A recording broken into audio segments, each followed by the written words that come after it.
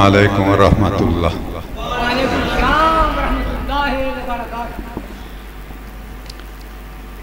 अल्हम्दुलिल्लाहि रब्बिल आलमीन वल आक़िबतु लिल मुत्तक़ीन वस्सलातु वस्सलामु अला अशरफिल अंबिया वल मुरसलीन। अम्मा बाद फ़अऊज़ु बिल्लाहि मिनश शैतानिर रजीम। बिस्मिल्लाहिर रहमानिर रहीम। क़ाल अल्लाहु तआला फ़ी कलामिहिल मजीद व इन्नका लअला खुलुक़िन अज़ीम। सुम्मा क़ाल अल्लाहु तआला फ़ी कलामिहिल मजीद लक़द काना लकुम फ़ी रसूलिल्लाहि उस्वतुन हसनतुन लिमन काना यरजुल्लाह व यौमल आखिरा व ज़करल्लाह कसीरा। सदक़ल्लाहुल अलीयुल अज़ीम। मैं खालिद खान साहब का बहुत शुक्रिया अदा करता हूँ।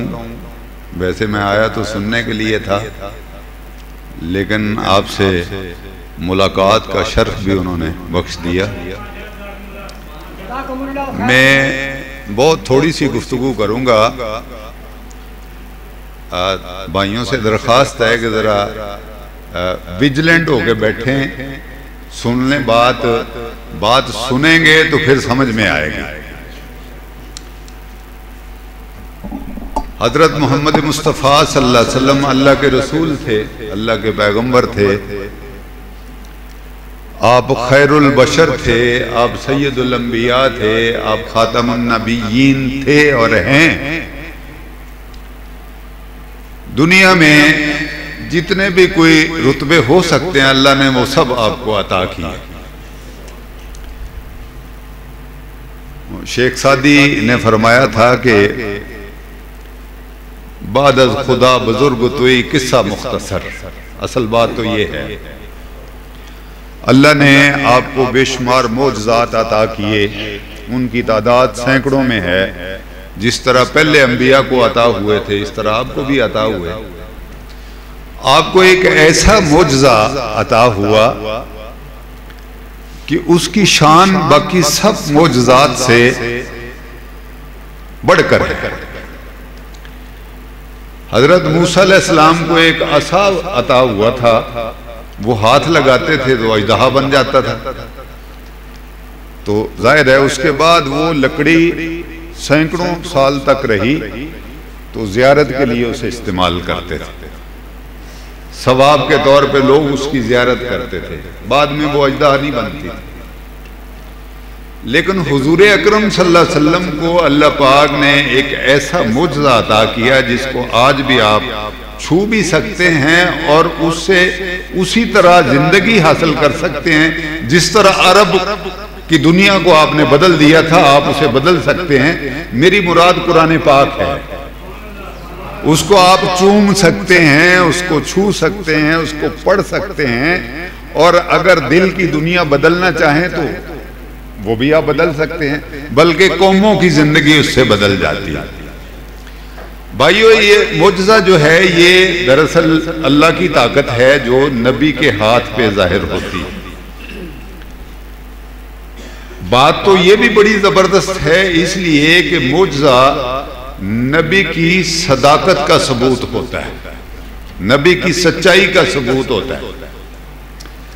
लेकिन इससे हटके जो एक बड़ी जबरदस्त चीज अल्लाह पाक ने अता की वो कुव्वत किरदार थी। ये कुव्वत किरदार जो है इसका इजहार करना ये मोजज़ात से भी मुश्किल बात है। मिसाल के तौर पे ये जो आया मुबारका मैंने पढ़ी है, इसमें अल्लाह पाक ने फरमाया है कि आप अखलाक के इंतहाई अल्लाह मुकाम के ऊपर फायज हैं। और अखलाक के अंदर क्या आता है? इसके अंदर सच्चाई आती है, इसके अंदर एसार आता है, इसके अंदर शुजाअत आती है, इसके अंदर माफ करना आता है, इसके अंदर हमदर्दी और मोहब्बत का इजहार आता है। आप इन सारी बातों के अंदर यकता थे।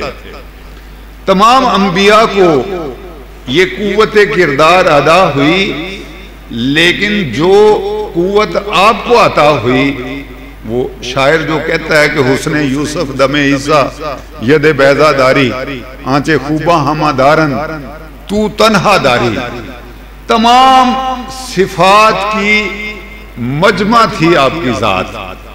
मेरे भाइयों, इन बातों का इजहार करना ये बहुत मुश्किल काम है। मिसाल के तौर पे आप एक सच्चे इंसान थे, 40 साल नबुव्वत से पहले आपने मक्के में गुजारे, तो आपने बेशुमार लोगों से मामला किया, तिजारत की, चीजें खरीदते थे, बेचते थे। दुनिया आपको अस्सादिक और अल अमीन कहती थी, आप सच्चे थे।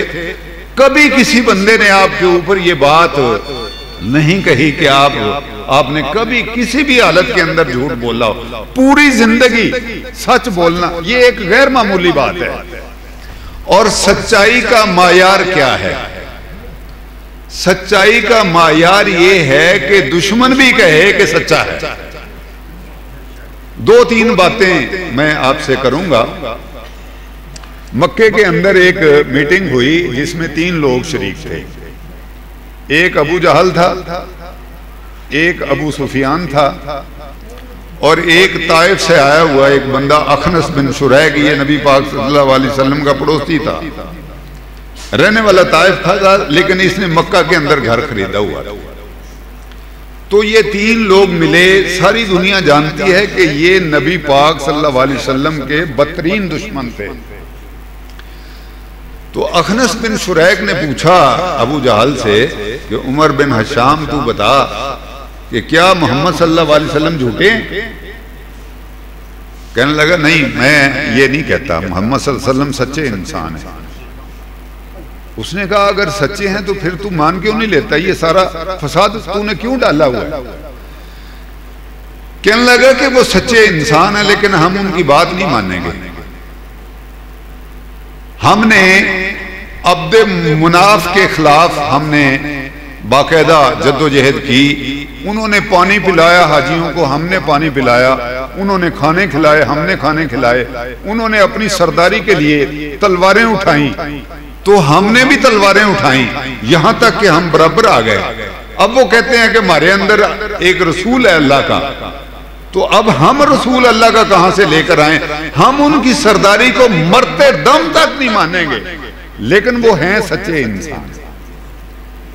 इसी तरह हजरत मुगीरा बिन शोबा की एक रिवायत हदीस की किताबों के अंदर मौजूद है।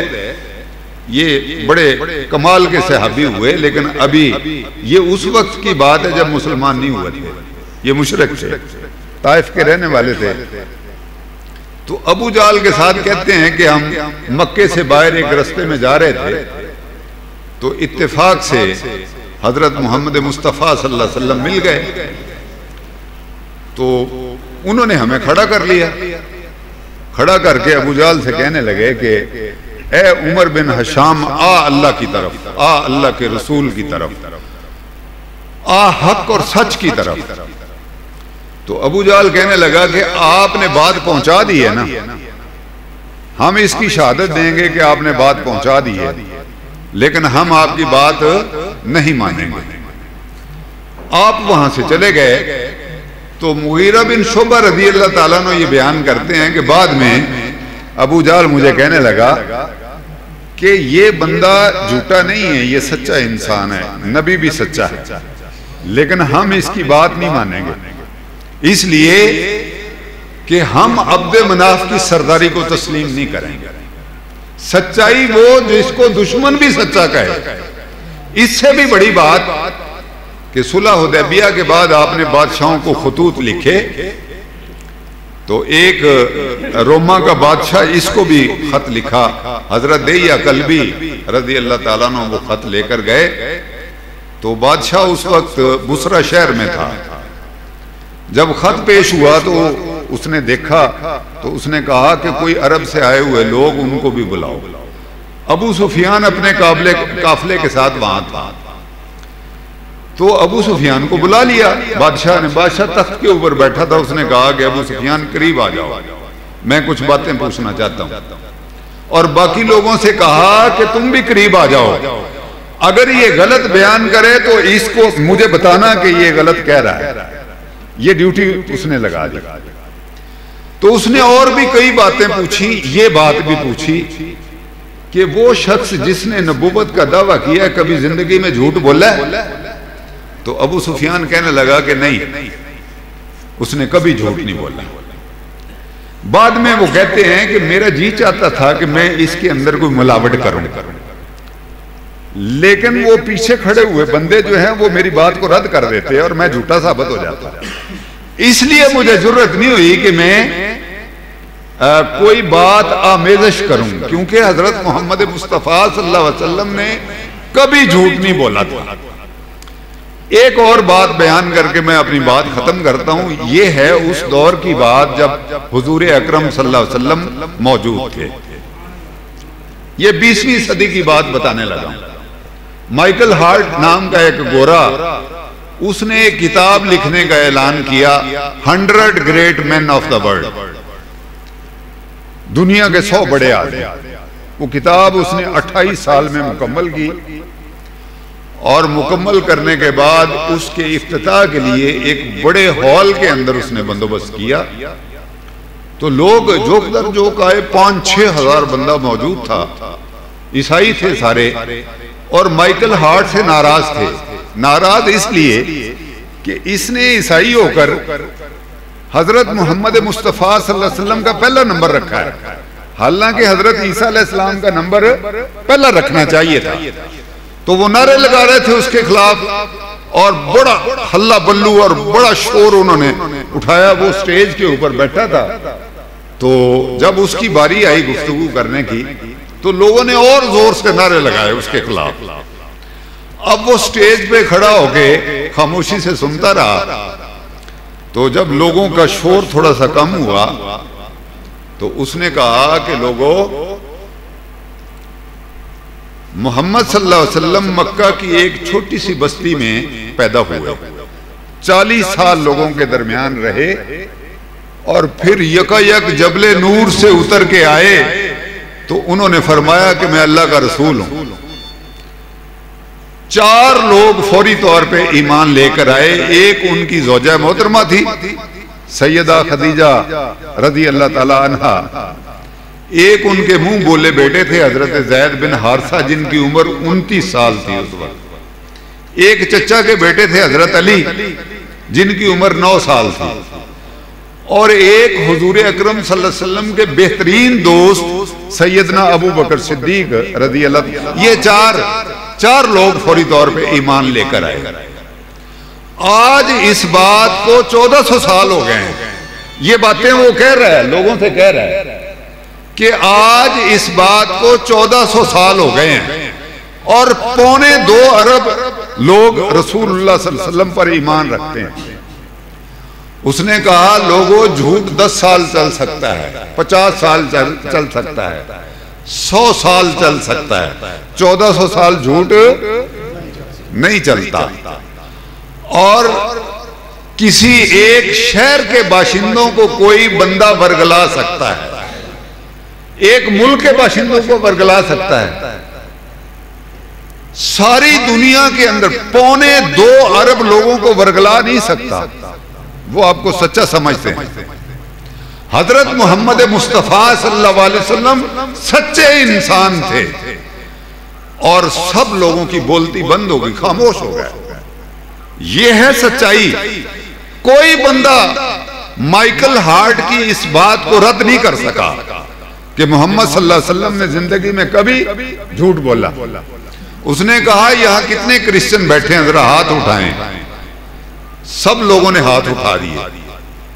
उसने कहा मैं तुमसे पूछता हूं कि कितने लोग हैं तुम्हारे अंदर जो हजरत ईसा अलैहिस्सलाम के पैगाम के ऊपर आज भी जान दे सकते हैं? किसी एक बंदे ने हाथ नहीं उठाया। उसने पूछा यहां कोई मुसलमान बैठे हुए हैं? 2-4 दर्जन मुसलमान भी थे। तो उन्होंने हाथ उठाया। तो माइकल हार्ट ने पूछा कि बताओ तुम में से कौन हजरत मोहम्मद मुस्तफ़ा सल्लल्लाहु अलैहि वसल्लम के पैगाम के ऊपर जान दे सकता है? तो सब लोगों ने बैक वक्त मुसलमानों ने हाथ उठाया कि हम आज भी अपनी जान भी कुर्बान कर सकते हैं, अपनी औलाद भी कुर्बान कर सकते, अपना माल भी कुर्बान कर सकते हैं। उसने कहा कि हजरत मोहम्मद मुस्तफ़ा सल्लल्लाहु अलैहि वसल्लम एक सच्चे इंसान है, इसलिए ये लोग आज भी आपके ऊपर जानवारी करने के लिए तैयार है। मेरे भाइयों, सच्चाई वो जिसको दुश्मन भी माने, और जिस तरह हजरत मोहम्मद मुस्तफ़ा सल्लल्लाहु अलैहि वसल्लम सच्चे हैं, आपकी उम्मत को भी सच्चा होना चाहिए। ये बात ठीक है ना? आपकी उम्मत को भी सच्चा होना चाहिए। लेकिन 2 मिनट के अंदर मैं वो नक्शा खींचता हूं कि टोटल 200 मुल्क हैं दुनिया के अंदर। पाकिस्तान का दयानतदारी और सच्चाई के हवाले से 160वां नंबर है। इस मुल्क के अंदर सच्चा आदमी तलाश करना आपको बहुत मुश्किल है। ये क्या बात है कि हमारे नबी सच्चे हैं, हम सच्चे नहीं हैं। दुश्मन तो दुश्मन, दोस्त भी ये नहीं कहता कि हम सच्चे हैं। हम क्या पैरोकार हैं हुजूर अकरम सल्लल्लाहु अलैहि वसल्लम के, और हम क्या आपकी शान को बयान करेंगे। आपकी शान को बयान करने का सही तरीका तो यह है कि उम्मत मुसलमान सच्चे लोगों के ऊपर मबनी हो। यह है बात करने की। इसी तरह ये एक बात मैंने बताई है, सच्चाई की, अदालत की, इंसाफ की, अदल की। किताबें भरी पड़ी हैं, लाखों किताबें नबी पाक सल्लल्लाहु अलैहि वसल्लम की सीरत तैयबा के ऊपर लिखी हुई मौजूद है। मेरे भाइयों, असल बात यह है, सीरत नबी को बयान करने और मनाने का सही तरीका यह है कि हम सच्चे इंसान हो जाएं। आज इस मजलिस के अंदर हम ये तय कर लें कि आज के बाद चाहे हमारे जिस्म के ऊपर से टैंक गुजर जाए, हम झूठ नहीं बोलेंगे। नबी पाक सल्लल्लाहु अलैहि वसल्लम से मोहब्बत की ये सूरत है। मेरे भाइयों, जो रिश्वत लेता है वो छोड़ दे, क्योंकि ये सच्चाई के खिलाफ है। जो नाइंसाफी करता है अपने पड़ोसी के साथ, अपने भाई के साथ, वो छोड़ दे कि ये सच्चाई के खिलाफ है। अगर सच्चाई को अख्तियार कर ले हम, अदालतों के मुकदमे खत्म हो जाएंगे। हमारी जो जिंदगी है ये दुनिया के अंदर जन्नत बन जाएगी। इख्तियार करने की बात है, इसका ताल्लुक है इख्तियार कर। मैंने जो आया मुबारक पढ़ के सुनाई है, अल्लाह ने फरमाया लक़द कान लकुम फी रसूलिल्लाहि उस्वतुन हसना लिमन कान यरजुल्लाह व यौमल आखिरह व ज़करल्लाह कसीर। जो यौम आखिरत पर यकीन रखता है और अल्लाह पर यकीन रखता है, यौम आखिरत पर यकीन रखता है और अल्लाह का जिक्र कसरत से करता है, भाइयों, उसके लिए नबी पाक सल्लल्लाहु अलैहि वसल्लम की जात के अंदर बेहतरीन नमूना है।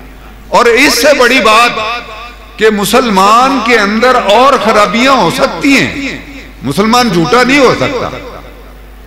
ये रसूलुल्लाह सल्लल्लाहु अलैहि वसल्लम का फरमान है। लोगों ने पूछा कि क्या मुसलमान झूठा हो सकता है? आपने फरमाया नहीं, मुसलमान झूठा नहीं हो सकता। अगर झूठा है तो मुसलमान नहीं हो सकता। तो भाइयों, बस मेरी बात खत्म हुई, और इस मरले पे हम अपने रब से वादा करें कि आज के बाद जिंदगी में हम कभी झूठ नहीं बोलेंगे, चाहे कितना ही नुकसान हो जाए।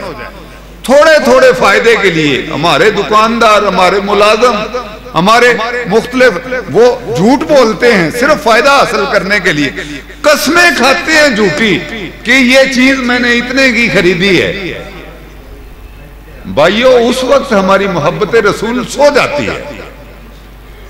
असल मोहब्बत रसूल ये है कि हम सच्चाई का दामन पकड़ लें और कभी इसको ना छोड़ें। वाखिरु दावाना अनिल हम्दुलिल्लाहि रब्बिल आलमीन।